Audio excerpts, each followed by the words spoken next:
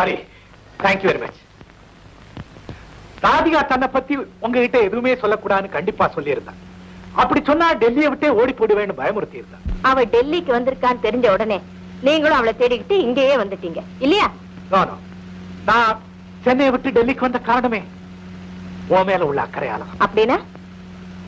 ஐ மீன், உனக்காகத்தான் நான் உன் தங்கையை நிழல் போல தொடர்ந்து கண்காணிச்சுக்கிட்டு இருந்தேன். காலம் என்ன புரிய வைக்கும், என் மேல உனக்கு கனிவு பறக்கணும் தான் காத்து. போதும் மூர்த்தி, போதும். இனிமையான வார்த்தைகளை நம்பி ஏமாந்து போறதுக்கு நான் ஒண்ணும் ராதிகா இல்ல. சுகுணா, ராதிகா நீ நினைக்கிற மாதிரி சாதாரண பெண் இல்ல. அவ லட்சத்துல ஒருத்தி. அவ ஒரு நெருப்பு. எவ்வளவோ அச்சமூட்டக்கூடிய சந்தர்ப்பங்கள்ல புடம் போட்ட தங்கமா வெளியே வந்தவ. எந்த சபலமும் அவளை நெருங்கினது. பாசி படிக்க நிலத்துல வழுக்கி விடாம நடந்தவ. அவள மாதிரியே எல்லா பெண்களும் இருந்துட்டா உலகத்துல வம்ச விருத்தியே இல்லாம அழிஞ்சு போயிடும். அப்படி தனக்குத்தானே கண்டிப்பையும் கட்டுப்பாட்டை வளர்த்துக்கிட்டவ. என் வயிற்றுல பால வந்துட்டீங்க. இருட்டுலதான் விளக்கனோட அருமை தெரியும். 2 சமயங்கள்ல என் ராதிகா மானத்தை பாதுகாத்திருக்கா. எங்க குடும்ப பெருமையை நிலைநாட்டி இருக்கா. 1000 சுகுணாக்கள் சேர்ந்தா கூட ஒரு ராதிகாவாக முடியாது.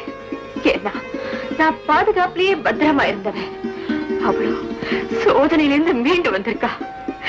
அந்த குடும்ப விளக்க கையெடுத்து கும்பிட துடிச்சிட்டு இருக்கேன் மூர்த்தி.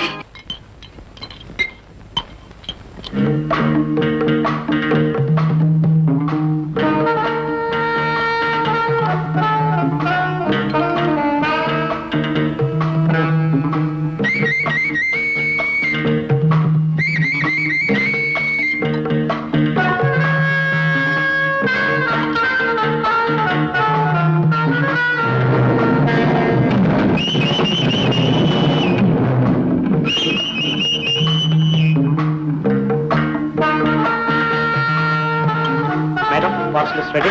Thank you. Thank you very much.